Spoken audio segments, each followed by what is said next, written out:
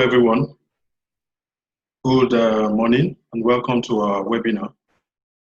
This webinar session is organized by Berkeley Consulting Limited. My name is Louis Sebodi and I am the Communications Manager at Berkeley Consulting Limited, and I'll be moderating this session. The theme of this seminar is what SMEs must do to survive, of course, in the instance of COVID-19 pandemic. For those that do not know Berkeley Consulting Limited, we are a business management company. We are in Isolo in Lagos State. Our business mandate is to provide affordable and tailored professional support services for SMEs and render outsourced manpower services for companies no matter the size of the company.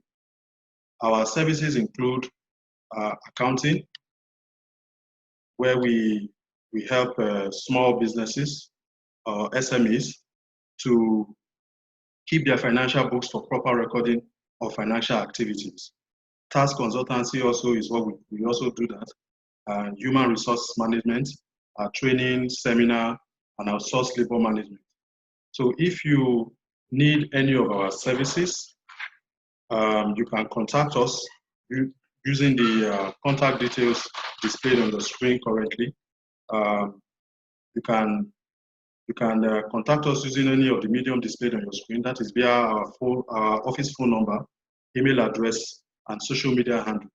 You can also explore our website for additional information about us to understand what we do and how we do them and why we do what we do. As far as this webinar is concerned, our expectation for this webinar is that participants would, at the end of this webinar, participants will learn the strategic ways that the enormous challenges facing SMEs in this era of COVID-19 pandemic can be overcome. We have taken on this burden to enlighten and encourage business owners, business managers, and indeed everyone within the SME space. This webinar is going to last for about 1 hour or thereabout, and we hope that at the end, you would have triggered your survival instincts and stimulated you to think and act strategically.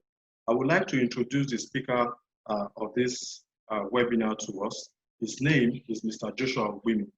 Mr. Joshua Ogwimi is the CEO of Berkeley Consulting Limited. Before Berkeley Consulting, he was at Total Nigeria PLC for about 24 years, where he occupied several positions until he retired as General Manager in Human Resources. He also has experience in the health sector, where he worked in a hospital. He also worked at a construction company, a furniture making company, and a professional audit firm. He set up Berkeley Consulting Limited with the experience of, because he wants to help small and medium enterprises grow their business and overcome their operational challenges. Now, as this webinar progresses, we would entertain questions at any point of this session because we desire to make this quite interactive. We will take questions that were asked during the registration process and during the session as it progresses, of course. Also, if you wish to ask questions, you can use the raise your hand feature in the Zoom app or simply type the question using the chat tool. If we cannot answer all the questions due to time, we will take note of them and answer them in the webinar feedback. This webinar is currently live on Facebook through our Facebook page and other mediums as well. So at this point, I would like to welcome Mr. Joshua Ogwimi, to kick off this webinar with us. All right. So welcome, Mr. Joshua Ogwimi. Good morning. We'd like to welcome you especially to this webinar session. Thank you, Mr. Luis. With all these gadgets and Zoom, this is not so easy. That was probably why the joining was a little delayed. It would be nice to start with the COVID-19. You know, today, COVID-19 is a global pandemic that affects every part of the world, including Nigeria. This morning, before starting the webinar, I looked through the papers, and you will see that Nigeria currently has 684 new cases. 684 new cases of COVID-19 to bring the total to 23,298. This is not a small figure. Though we have recovered cases of about 8,253 and 554 deaths. We'd like to say at this juncture that COVID-19 is real. Yes, there will be some things that we are not doing well as a country, but it's real and we need to be up to comply with the safety protocols, washing our hands, using sanitizers, and keeping physical distance. These protocols are a cocktail in the sense that you need all together. It is not because you have washed your hand that you don't need to keep physical distance. You need to do all of them together to safeguard our lives as individuals, an individual responsibility. Having said that, I would like to go straight to my presentation today.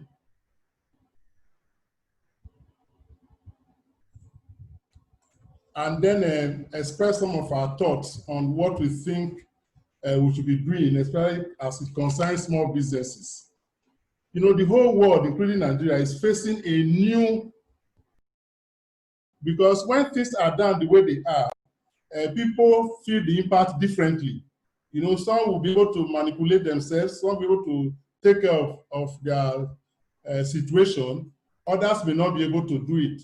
And so, but for small businesses, they have peculiar position, because ordinarily without COVID-19, there are challenges.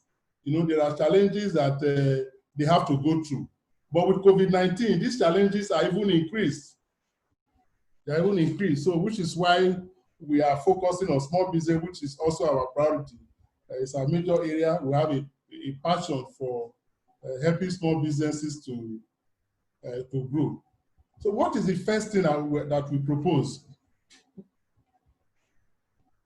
We are proposing that the first thing to do is to engage in what we call reality check. Reality check of where we are, where you are, as a small business owner, as a worker, even as somebody who wants to go into business. Where are you?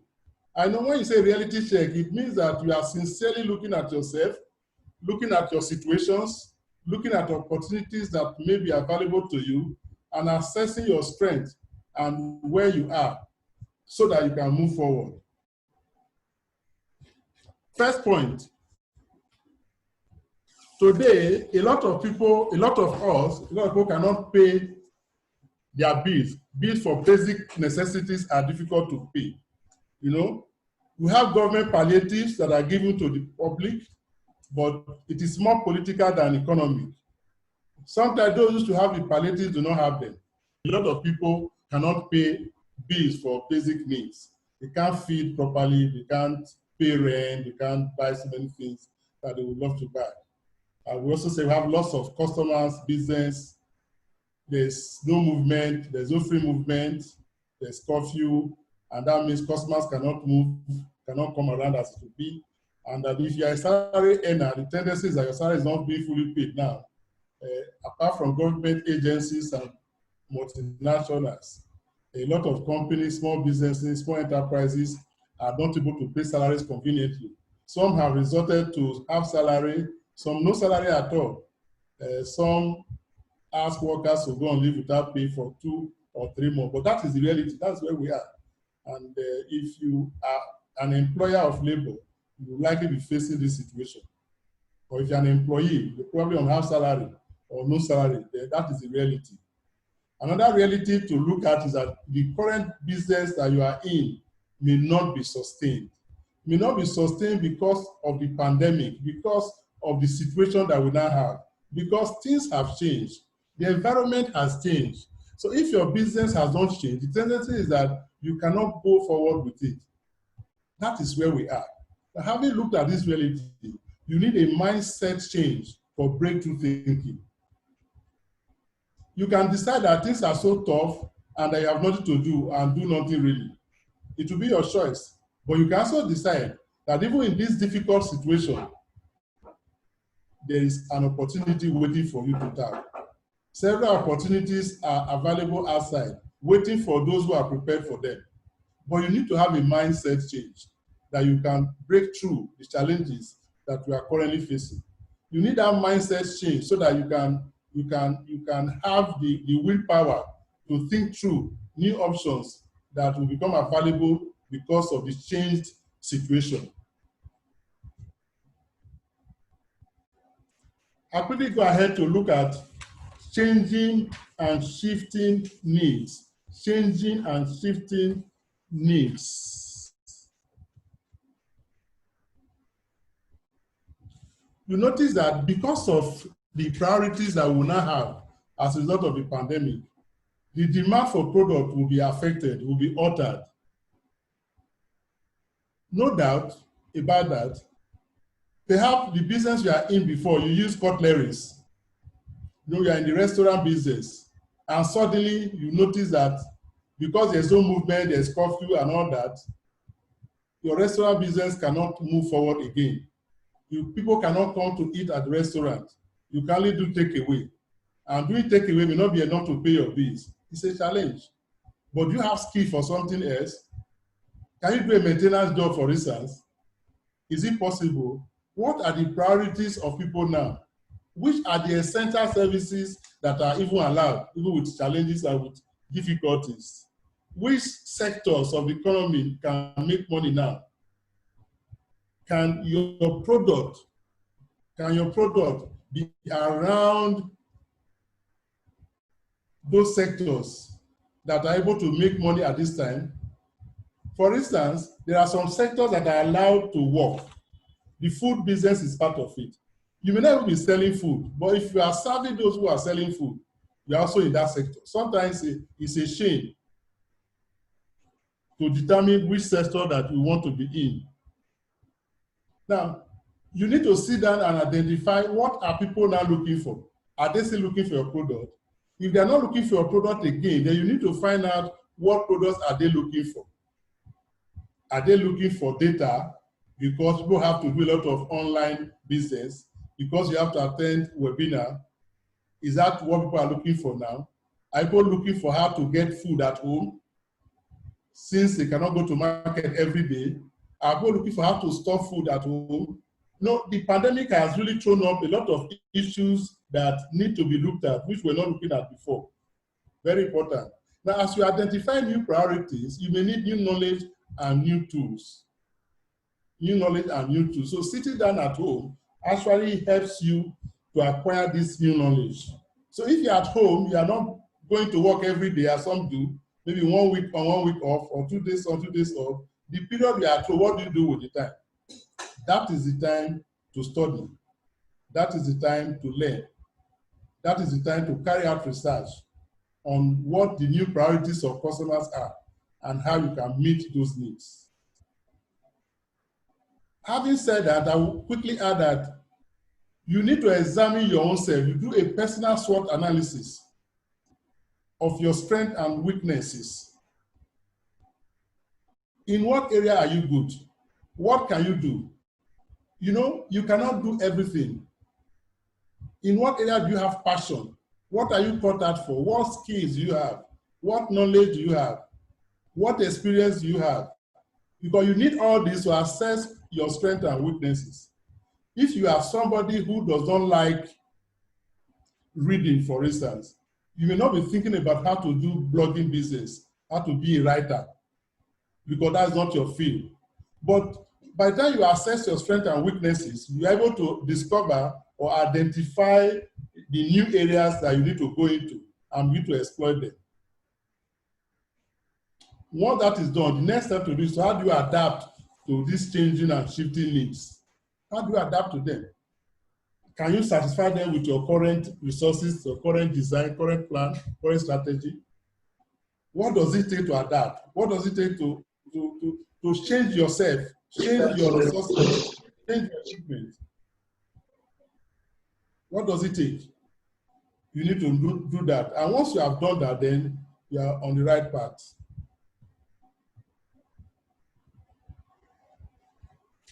You know, I'd like to mention that if you have any question, like the moderator said, you are at liberty to use the options available to ask your questions. Now, I want to talk about the innovative options, the options and challenges that are available to you. There are several options that are open, to you. Some of them strictly because of the COVID experience. Others may have been there before, but we'll just remind ourselves of these options. For instance, you want to see how your present products can satisfy the demand, the new demand, the changing demand in the market. Can your present product satisfy them? For instance, do you need to do a new design of the product? You have been selling your product from your shop, but right now, people don't move as freely as they should do because of COVID. Do you now want to sell your product online?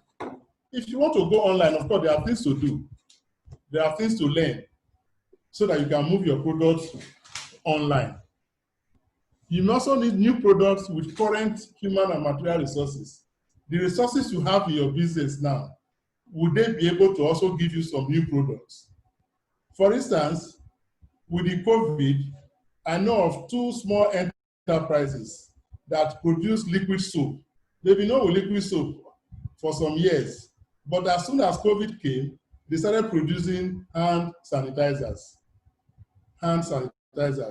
converting their current resources and material to produce new products that are now in demand by the public. And they were in business. Is this a good time to start a new business? You know, it's so easy to think that nobody should think of starting a new business now, because who is going to buy it? Who is going to do this? All the excuses, you know, that will prevent somebody from venturing out are there to see. But I think otherwise. Starting a new business entails a lot of things. It means really that if you want to start a new business now, you may have to do the planning more rigorously than it should have been. Your business plan may have to be more up to date. Your marketing research has to be very intensive so that you can look at all the challenges that are currently happening in writing your plan. Do you know that some things that are happening now, which we now call the new normal, even when COVID ends, we are not likely going to go back to the former normal fully. Some things will continue even after COVID. So why don't you think of a new business now that you will start that may even be a business that is post-COVID because of the experience that you are now having, you know, in organizing yourself. You have to invest in sectors, you know, that can source raw material locally. It's a huge opportunity. All right. Thank you so much, Mr. Ogbimi. So far, I'd like to pause your thoughts right now. I think a lot have been said about thinking outside the box and innovative, using new approaches to the current business challenges. In terms of innovative thinking, what options do people really have? For instance, for people in the events and entertainment industry, what options do they have, given the fact that their operations, their businesses have been badly hit by these social distancing rules and other health guidelines? Please, thank you. Thank you very much. The first option would be to look at where you are, what you have. Is it possible to convert what you currently have in the entertainment industry to something else? Is it possible? For instance, you have an event center. Can you convert the event center to something else? Can it be converted to a supermarket? Can it be converted to a food shop? In fact, there was an event center proprietor who thought of that, converting the hall into a food shop where people come to buy food. And it worked. So that is the first thing to do. Where you are, because their resources are lean, you will start with where you are and what's available. What can you convert what you are doing now to do something else? That's number one. Number two, when you have looked at then your skills, the skills that you have now, can you convert to something else? Can you begin to do something else that is not, that maybe it's decoration instead of event center? You now moving out to people instead of people coming to you. Can you think of that? And of course, like every other sector, if all else fails, then you can think about a new business, especially the one that is targeting raw materials locally to meet local needs. The future of the SME is going to be in using local raw materials to meet our needs. That is going to be the future of SME, especially in Nigeria. But if that is what we want to do, we must be doing the research now. And that's where the startup thing comes in. This is that to do the research, to do the planning. What business can I go into that may use local raw material to meet locally? What new needs have suddenly come? Some of the new needs that have come may not disappear with the end of the COVID. They will continue to be with us. So I can strategize and begin to plan how to meet those needs going forward. Thank you. And are you there, moderator? Okay, going forward, we also said that you need to. I'm here with you, sir. You can go ahead. A lot of market research and analysis needs to be done now more than before. Because times have changed, situations have changed, so we need to also change our approach. The normal business plan you will write when you are starting a business before now will now be different, will now be more detailed, because the challenges that you have already known, you can then consider them in your planning. The product, your service area, you can then look at them going forward. And then at this time also, one of the options to look at is collaboration, even with competitors. In the past, very long past, a lot of people think that competition is antagonism. You antagonize your competitor. Very unfriendly relationship. It shouldn't be so. This is the time to collaborate, because you find that this day you may need to team up together. Perhaps you want to buy raw material to produce your product. And when you buy in bulk, probably get some discount. Why don't you collaborate with a competitor who is producing your product and you go and buy together in bulk? The market is always large. There's no need to be afraid of your competitor. Just do your own and try to do kind of differentiation with your services, and then you are there. Do you know that it's also possible to have a customer who wants to buy a lot of product from you and you don't have all the products? Why won't you go to a competitor instead of asking the customer to go or just say what you have with the customer?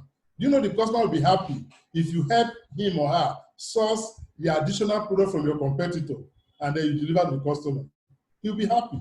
So these are new things that you must be thinking about. Collaborating with your competitors is one of the new normal that should be coming that small businesses must consider. The small business doesn't have the financial wherewithal to do so many things. So you must think out new things that you can do and still remain in business and still be viable and then still be able to sustain your business. All right, Mr. Ogwimi, before you continue, I think there are a few questions that some people would really like you to answer. For some people who have indeed managed losses in this period, what is the way forward really in terms of surmounting some of the losses that they've had, and then in terms of staff overhead costs and production costs for people in the production industry and other things and stuff like that. So somebody would like a response to that question. Thank you, sir. Thank you very much. Let us start with staff, because staff is critical because they are human beings. I know because they are human beings, you need to be careful with the way you deal with staff. Staff cost is not the same thing as cost of production. You need the staff to be able to do so many other things. The way we are today, one of the first things you need to do to actually manage staff costs will be to have a dialogue with the staff. Have a dialogue with the staff that you have and discuss the whole situation with them. What is possible and what is not possible. Discuss how the pandemic has affected the income of the business, the source of revenue of the business. And then when you look at that, then you need to see what you can do to reduce the cost of staff to the business. One way that people have used, which may be recommended, is to look at it. Do you really still need to work every day from Monday to Friday from 8 to 3 as recommended? You may decide that, yes, let staff work 2 days a week or work 1 week in, 1 week out. So in that way, you're actually reducing the cost of coming to work to the staff also. And so by the time you pay half salary and the worker comes to work only half of the time also, there's some degree of balance that will make the staff to identify with you. That is, you have to really understand that the staff himself has his bills to pay.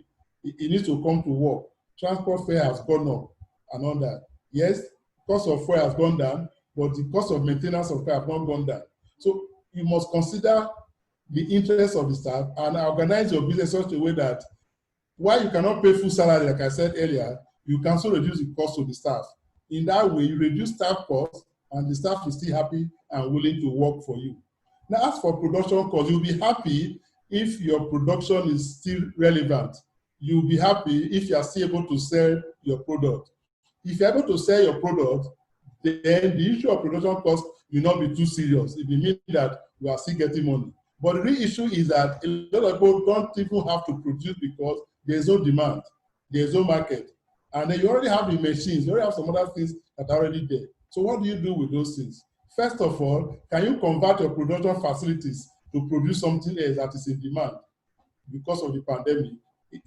What do you need to do to achieve that kind of conversion? Is this some training? Is this some apprenticeship? What do you need to do? So you can look at converting your production facilities to produce something else that people need now, if that is possible. That is one way. Another way to look at it is to look at the market. Look at the demand. If the demand for your product have fallen so severely, of course, you have to cut your production according to the demand. In any case, you have some variable costs. Some costs that vary with the quantity produced. Also, you just let them go. You could decide to also hire staff that work on shift basis or work on as needed, batch basis. They come to produce a batch and they go, and that is it. All that can be done to reduce costs. Now, it's good to point out that the cost that is lost, money that has been spent, is gone. It's some cost. There's no need to cry over it so much. What we need to do now is to just think out a way forward. Because you begin to make money, then you can begin to recover some of the costs that have been incurred. But you can't continue in the way you are if you are making losses, because you'll be increasing the losses. Sometimes it's better not to work than to work and begin to make losses. But if you sit down and think about your situation, hopeful of the future, then you can begin to do some things about your production line, about your staff. But in all, let me caution that it's important to carry your staff along, because the idea that will bring a breakthrough may come from anybody. It doesn't have to come from the CEO. It can come from anybody. So that is why it is good to carry everybody along in this dialogue.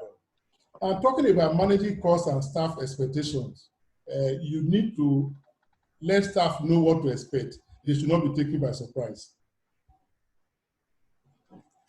Okay, Mr. Ogwumi, the reality for a lot of people in Nigeria right now and globally is that there are job losses, massive job losses, and people have lost their jobs, and people are looking for other opportunities to restart their lives, of course. So in view of this, there's a question here. What can be the motivating factor for developing a business? This is for people who have lost their jobs and who at this moment are looking to restart their lives all over again.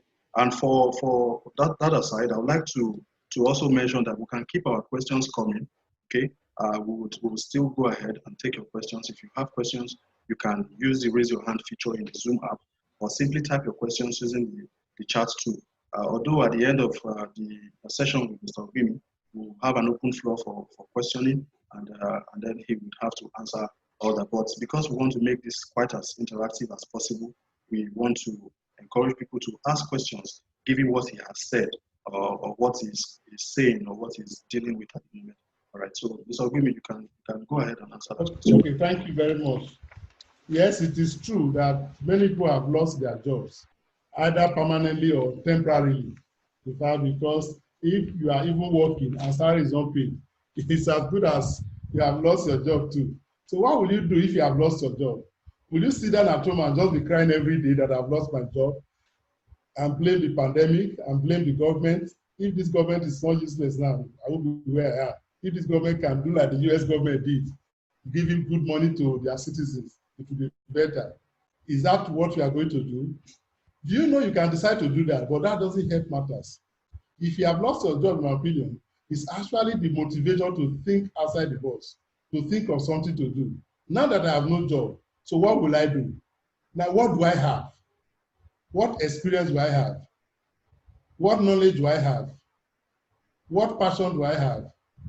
This is the time to begin to look at areas that you were not looking at before.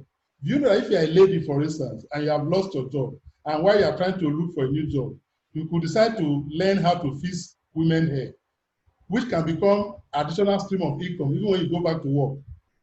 If you are a good writer, you know how to write, you write very well, and you have not thought of writing for money, this becomes an opportunity to think of platforms, avenues where you can write and be paid for, different from the kind of work that you were doing before. If you have lost your job, what can you do with your hands? It doesn't have to be with your brains only. You know, what can you do with your hands? So that is where we say you need to do a personal SWOT analysis. Now that I have no job, what is my strength? What is my weakness? In which area can I go into? Do you know that in this time you have no job, you can probably be an apprentice in a company where you think you want to go into that kind of business after the COVID. You are not working, but you are learning some new skills in the process. You know, when you learn new skills, you have opportunity to get new jobs also. So this is not the time to cry and stay at home doing nothing. First, use the period to develop yourself. And the fact that there is no job and you need to eat, in my opinion, is enough motivation to really think of what to do. The next thing is to critically examine yourself. There are some things that are in you that you may not know. I attended a session where somebody was actually advising that anybody who has experience to share can share it for money. Anybody who has experience, you know, if you go on Google and look at the internet, you see a lot of activities that are involved that people do to make money. So you just try to identify an area where you think you are good, where you think you are strong, and start to do something, no matter how small. Yes, we talk about where there may be no money to start a business and all that, but that is not the first thing. Just think of a business to do. Think of, do you know what it is? This COVID, I remember now, there is a lady in Abuja during this COVID period who works in a government department. She was at home, but she decided that she could not stay at home like that. And she tried to sell food stuff. How was she selling food stuff? Through WhatsApp. People were placing orders. And because you can move with food, she would take up only the order. And she was doing it, and she was making money. She was so happy about it. I'm sure that even after COVID, she will want to continue with that kind of business, maybe on part-time, but trying to get back to work. So losing your job is not the end of life. It simply means that you need to think and work out a new way to survive. Now, talking about a new way to survive, you know, we also say that you need to determine new ways to satisfy your customers. You know, perhaps your customers come to your office. Even this seminar that we're having, we used to have monthly free seminars in our office. Sometimes we hire hotels, we hire venues to host our free seminars. That's what we have been doing. But COVID has come. We cannot continue like that, but we still want to do our free seminar monthly. So what do? We need to do a webinar that we can do from our homes. This is part of trying to meet the needs of your customers in a new way because of the new reality that is on ground. Do you know that some product that people come to buy, they can't come now? Can you deliver to them? Can you distribute to them? You will say that, well, you don't have a means to deliver, you don't have a car, you don't have, all those ones can be arranged. I know somebody who used Keke Marwa to deliver products that we were coming to the shop to take normally before, food items. You will go and deliver with Keke Marwa to them. This delivery method came because of the COVID, because he needed to satisfy his customers, whatever it is. Very important. And then we know that we also need to acquire skills and tools. You know, talking about online business is not as easy as we said. We need to learn it. We need to be conversant with it. We need to know that there will be histories. There will be network like we even had during the seminar. Sometimes the connection is not going through, even when you have started. But knowing it in advance that these are the challenges you have will help you to plan for it. Sometimes maybe you anticipate it, so you learn. Today, it is even a challenge for people to link on to even to this webinar. But this is not the new reality. People need to learn new things, new skills on how to cope with the situation that has arisen because of the COVID. Now, Mr. Ogwimi, in terms of learning new things, I think people have encouraged people to take up something new and to endeavor to reorganize their strategies.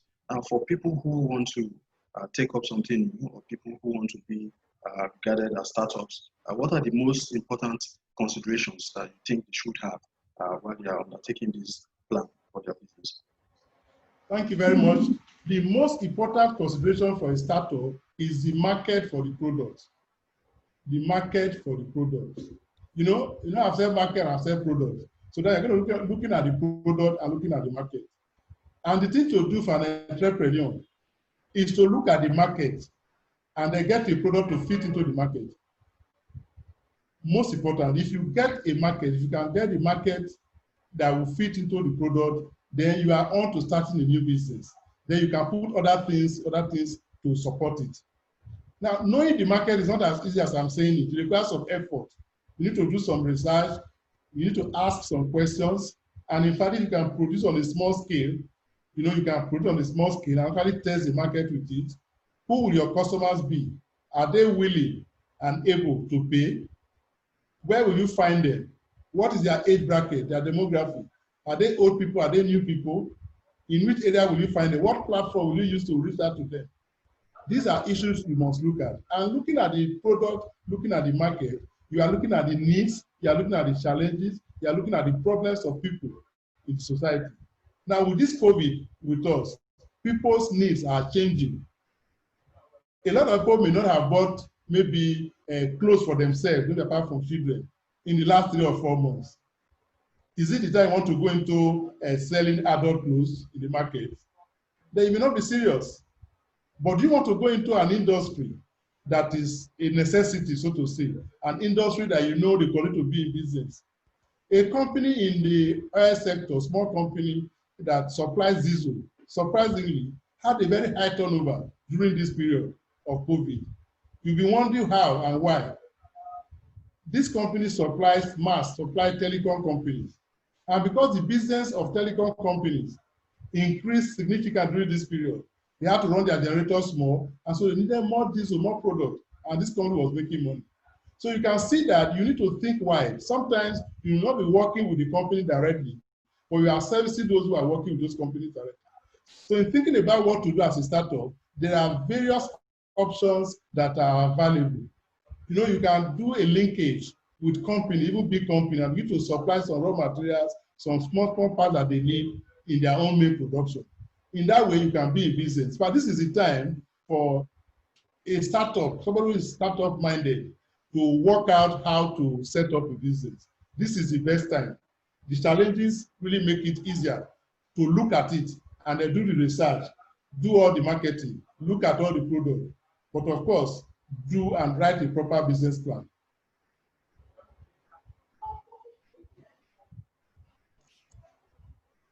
Going forward, we have said we will acquire new skills, yes. All right, Mr. Ogbimi, please, before you go forward, there are intervention funds, okay, that have been made available through several financial institutions, and a lot of people, SMEs, have challenges accessing these funds. What do you think are some of the stringent challenges that they have, and then how to mitigate these challenges for them to be able to access these repayable loans or even grants and stuff like that? Thank you. Thank you very much. As with every grant for that matter, one of the challenges we have in this country with small businesses is lack of records. We do not keep records. For instance, one of the requirements for the SME COVID-19 50 billion grant is to show how you have been affected, how your livelihood has been affected by the impact of the COVID-19, is to show it. Now, if you have not been keeping record of how you were doing before, it is difficult to be able to show it. Several Nigerians seem to have a phobia for even applying for grant or intervention fund. They have the feeling wrongly that it can never work. It is who they know. We have applied several before and we didn't get it. This one is like that. They give it to their friends. They give it to politicians. So it's not for everybody. Yes, there may be some truth in all this. There may be some issues around them. But do you know that if you do your due diligence properly and you're able to meet the requirements of the fund, you are likely going to get it. People have gotten several grants. Difficult, yes, but possible, yes, also. What is required is to sit down and look at the requirement of that grant. One of the requirements of any grant for that matter or any intervention fund is to keep record of your business. So if you're an SME, you have a business, you have no record of what you are doing, you do your supplies, you do your income and you sell, you can't put the figures together. If we ask an SME, what was your profit last month? Can't say it offhand. What is your cost? You don't know. Though you have written them in several pieces of papers, it's not gathered together. We are able to prepare a simple profit position at the end of the month. Every SME, some people have no registered business and say you are doing business, you are trading, but your business is not registered. And sometimes when your business is registered, you are not doing it properly. You have no tax record. You don't even pay taxes. So when this is come up eventually, when you are looking for a grant, then you can't get it.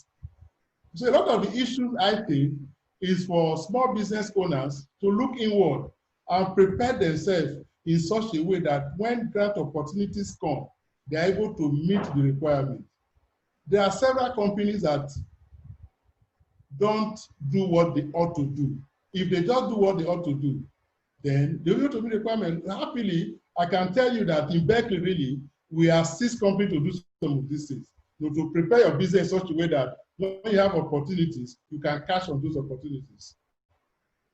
All right. I also know that part of the requirements also include having a viable business plan. And I think that is an area where a lot of SMEs fall short, or people who have the intention of going into business and want to access some of these facilities. They do not have viable business plans, or the business plans are not very good enough to assess some of these things. So in terms of as we progress, what do you think should happen to some of these people, or what do you suggest to them to organize their business plan, make sure they are ready for any kind of intervention program that is available, whether in COVID or post-COVID? Thank you very much. Talking about business plan, you are right. You are right. In fact, the Tony Elumelu Foundation grant of $5,000 grant and $5,000 loan or equity is strongly based on a good business plan. A lot of intervention funds and grants require business plan. You know, a business plan that is realistic, not a business plan that is bought off the shelf. Sometimes you find people hawking business plan along the street, business plan for poultry, business plan for restaurant, business plan for piggery, and all sorts of that. That is not the kind of business plan we are talking about. We are talking about a business plan that is authored by the owner of the business. You can see the assistance of consultants like us to help you put it together, but eventually it's the owner of the business that should write the business plan. Yes, there are some technical details of the plan, like the profitability section of it, the financial analysis. Yes, you'll be able to do that on your own. The marketing also can be absorbed, but the idea of the product you want to go into, the idea of the business must be that of the business owner. So a business plan must be written with, even when you use consultant, must be in conjunction with the owner of that business. One secret I can quickly let out here is that a lot of grants are more comfortable with existing businesses, no matter how small. If your business has been existing for 2 years, 3 years, you are better placed to win some of this money. Why? Because you have the opportunity to write your plan based on actual experience. You will not just be speaking from nowhere. You are able to say where you are now and where you can get to when you get additional funds. So you must register your business to start. You have a registered business. Don't think of a business plan for a business and your business name is not registered. It doesn't cost much to register a business services. With 10,000 or thereabout, a business name can be registered. Register a business name, have an account, a bank account for that business, try to separate yourself from the business, and then think out the product you want to go into, and then do a proper research. Do a business plan, get consultant to help you put the business plan together. While you are doing that, like I said, if you already have something on hand about the business, you can test it. You know, you test the market. So you give real life experience in your business plan. And when you do that, then you are positioned to apply for grant, to apply for loan. And in fact, for a business startup that has not done any business before, that has no history, then you need a very well-structured business plan. Another point to note also is that as individuals, we should be sure that our financial records are clean. These days, it's not as straightforward as it used to be. Credit history, your credit history can now be obtained more easily than that. Do you know that sometimes you want to get a loan and you require a guarantor, and you find it difficult to get a guarantor? If you have guaranteed somebody and the person is not paying, that's an issue. So be clean in your own side so that when you are presenting your plan, presenting your report, it is easy to identify with it. Be available to others too, so that they will also be available to you. But above all this, let your product meet needs. Let your product solve problems, because that is the first thing, the product and the market. All right. I know and I can identify with the critical challenges for a lot of people, a lot of SMEs, a lot of startups, and people who intend to go into business as well. That business plan is a very critical challenge. So I am suggesting using this medium to suggest that if going forward we intend to run another webinar session like this, maybe we should pin it on the theme, the business plan, so that we can properly let people understand what we can do, what should be in the business plan. So, Mr. Okwimi, do you want to go ahead for us? Well, we'll look at your suggestion, but the next topic will be decided by everybody in Berkeley when we have our usual meeting to brainstorm on the topic to take. We'll look at it. Business will be one of the topics that we consider a practical and realistic business plan. Yes, I think it's doable. Now, going to conclusion, no, we said with COVID-19, it cannot be business as usual. Anybody who thinks that business as usual is making a great mistake. The thing is that not only that things are different now, but also that when the COVID-19 ends, this will not go back to pre-COVID-19 again. There will be some changes that will become permanent, that will become part of our life. For instance, we now have virtual meetings every now and then. Perhaps the days of traveling by air, traveling by road, just to go and have a 1 or 2 hours meeting are over. Even when there's no COVID restriction, it is possible that after the COVID-19, people want to continue with virtual meetings. So things cannot be business as usual. And so that should help us to begin to look at new areas of businesses where we can thrive, where we can survive. Because the sky is still very open for very new ideas that will come up. Now, say new needs, new challenges require new or modified products. Require new product, we modify a product. So because the situation, the market is changing, we need to think of different approach. Our marketing strategy has to also change to meet customers' expectations. We have to meet customers where they are. This is very important because marketing is critical to the success of a business that sells products. The strategy you used to sell before, maybe you have a product that everybody comes to your shop to buy and they finish it or whatever, and it's also now, and you don't know how to use social media to market your product, you'll be in trouble. So this is time to begin to learn new things. And finally, we must talk about effective communication with stakeholders. Effective communication with stakeholders. You have to talk with your employees, talk with your suppliers, talk with your customers, and in fact, stakeholders may also include the home front, because things are changing at home front too. I told you how a family decided that they will eat 2 times a day instead of 3 times because of COVID. So when you are communicating about your small business with stakeholders, let the home front be carried along, your family, your spouse, and in fact, your children also. Let them be carried along. Do you know what it means to be working from home at this time? When you are working from home and you have small children who are also at home because they cannot go to school, you have to manage the distraction that will come from it. And so they need to know that, look, daddy has to work from home. And so for this period to this period, daddy is working. There will be no disturbance. That is in the study room, or that is in this and that. So that we must carry everybody along with the new normal, so that together, really, we can thrive and survive in our businesses. Now, a parting shot will be that COVID-19 is not a death sentence to small businesses. COVID-19 has, in fact, opened new opportunities for small business entrepreneurs to thrive. COVID-19 has emphasized the importance of using local materials to produce products for the local market. So I urge you, as a small business owner, to go out today, think outside the box, work out a product that will sell, and then do a proper business plan. In all this, I've not talked about money. Do all that, then later we can think about how to fund the business that you have. I know a lot of people believe that funding is the first fund. It is not. It is having a proper business that can make money. If I believe that your business can make money for you, and I have the means to assist with money, of course I will give you. A lot of fund managers, bankers, and all that, they don't give money because they are not sure you can pay back.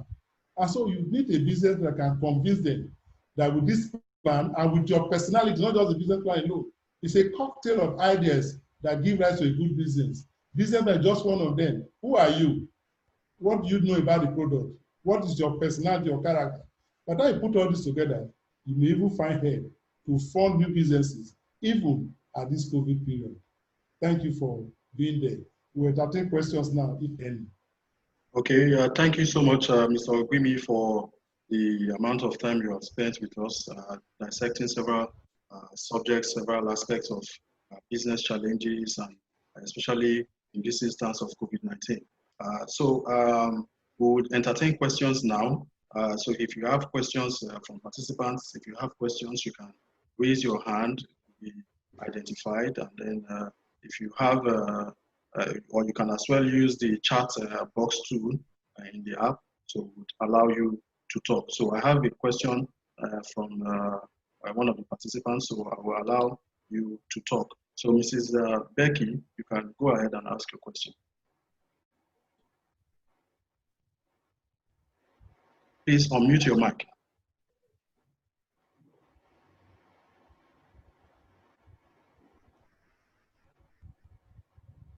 Okay, I would allow Mr. I don't know whether it's Mr. or Mrs. Muba to go ahead and ask.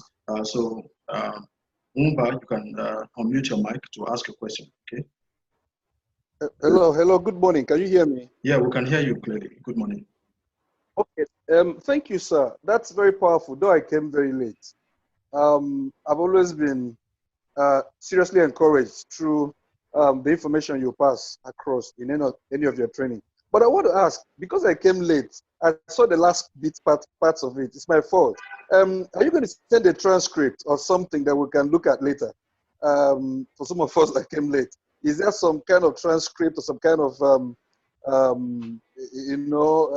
something you can send across for us to be able to catch up and join with the later part that we join, so that the whole thing can make more sense to us? Okay, Mr. Wumba, for your question, currently this session is recorded and it's live and as well. So the recorded version of this session will be uploaded to different video hosting sites, and we'll send you varying links to this video, and we'll make the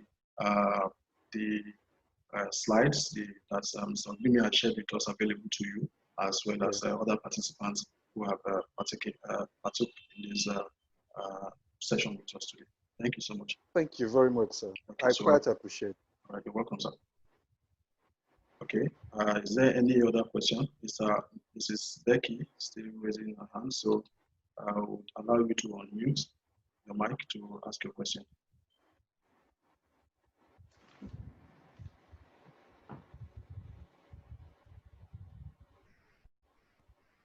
Mrs. Becky, please go ahead.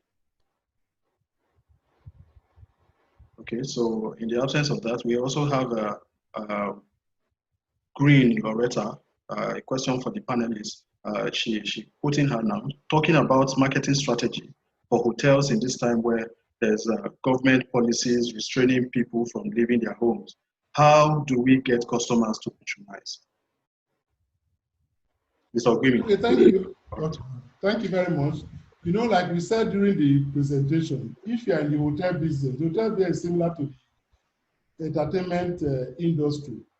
What to look at first is the facility that you have now. Can it be converted to something else? Can it be converted? For instance, for this period of COVID-19, people are not even traveling.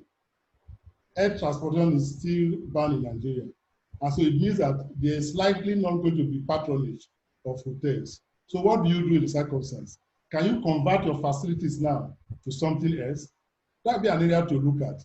Now, going forward, you will begin to understand that even travels will be reduced significantly, even after COVID. And so that means that your level of patronage in the hotel business is going to go down. Therefore, what other new things will you want to do to add up to what you are doing in order to make money? And if you are the owner of the hotel, for instance, are you re-strategizing that, knowing that perhaps the future of the hotel may not be so bright these days, converting some of the suites, some of the chalets, maybe to a self-contained room or parlor, or self-contained room that can be like a hostel that can give it to students? Are you thinking about that? It could be an option. I'm not recommending it. It is possible that a hotel converts its rooms to hostel for students. And that is a new line of business completely. But you are using your facilities with very little modification to whatever you do. In some cases, what needs to be modified, maybe it's the kitchen part of it or the cooking part of it that needs to be either done centrally or somehow, or whatever it is. But that could be an arrangement that you can look at for a hotel business. Beyond that, because of the competition that will increase even after COVID, hoteliers need to be up and doing in terms of the quality of their services. You know, the quality of the services sometimes is not only about how clean your room is or how powerful your AC is, so they are also important, but the people that work in the hotel, how cautious you are, how you address your customers. These will be issues that will be at the front burner for those who are in the hotel business. But luckily, we hope that the business will still thrive, but I don't see it thriving as much as it was. And so for an innovative hotelier, begin to look far and wide the hotel business and see what you can do. All right, so Mr. Gwimi, we have another question from Mr. Adedayo. Mr. Adedayo, your mic has been unmuted already, so you can ask your question. Hello, can you hear me? Yes, we can hear you. Good afternoon. Good afternoon, sir. Hello. We can hear you, sir. Hello, speak on. I can hear you. Mr. Adedayo, please unmute your mic.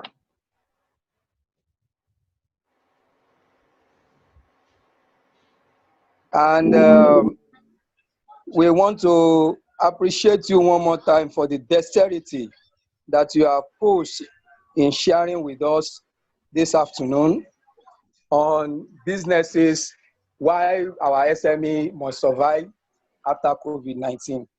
My question is this, you know, beyond or after COVID-19, you have taught us so much to do, but should in case we have one or little challenges, can your company be of assistance to guide us or to serve as a consultant, you know, to small and medium enterprises if, you know, we come to you? Or do you just do this training for, you know, teaching people, sharing your wealth of experience and so on like that?